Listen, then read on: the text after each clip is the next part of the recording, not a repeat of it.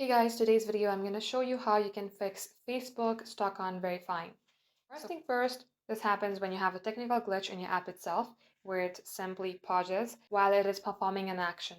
So first thing first, head over to your Play Store and then search for Facebook.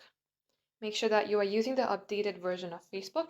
If you see update, select update. If you see open, that means your application is already updated. Now long tap onto Facebook and select the eye icon. Scroll all the way below, select storage and clear the cache. Come back onto App Info page, force stop and then OK.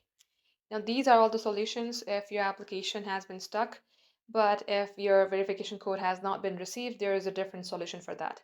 If it has not been received, for example, the code, make sure that you have typed in the phone number or email address correctly. You can also go back and check if you had done it correctly or not. And if that's the case, you have to go back, enter email, phone number, whatever they have asked you, and then you will be able to verify account.